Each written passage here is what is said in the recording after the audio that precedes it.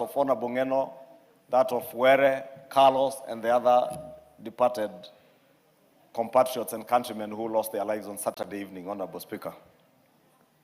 And in conclusion, Honorable Speaker, let us also mourn and celebrate their lives, bearing in mind that they have families that are hurting.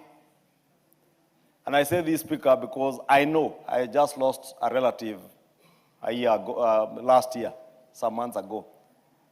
I know what it feels, and many of you know, those of you who have lost relatives.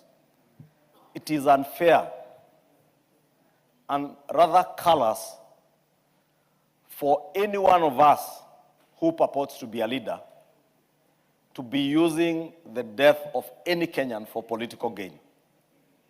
And I say this, Honorable Speaker, because I saw the pain of the family, of the widow, of Ngeno's relatives, and those of Carlos and others, having to learn of his passing on from a careless statement by a leader at a political rally in Nyahururu.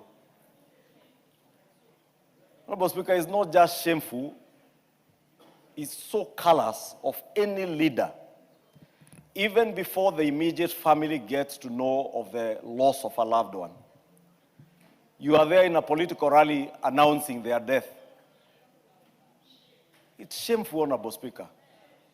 And how I wish, and I described people here, Honorable Speaker, 2 years ago, say there was a dark man with a very black heart. I am vindicated, Honorable Speaker. I am vindicated. This is a dark man with a very black and dark heart and soul.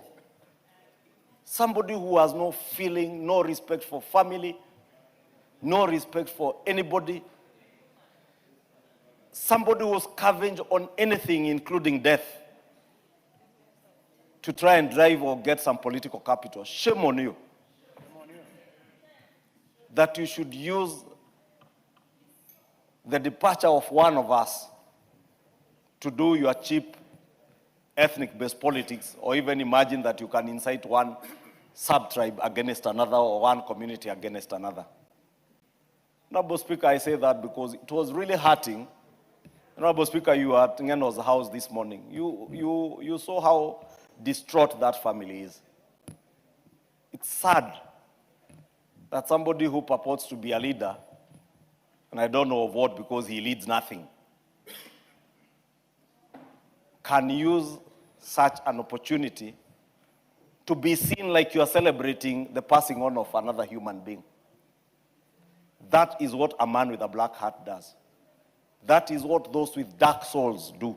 And I'll say shame on to them as we mourn our colleague and the 5 other Kenyans who lost their lives, including our friend Captain Were, who I have said, Honorable Speaker, was a very dedicated captain, very careful, and let us not speculate on the cause of the death or the accident. Let us allow the air traffic accident investigators to do their work.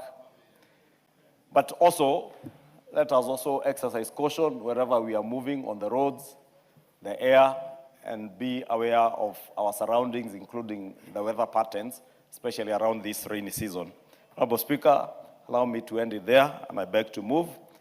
And may the souls of our departed colleague and the 5 other passengers rest in eternal peace. And may God Almighty give comfort to their families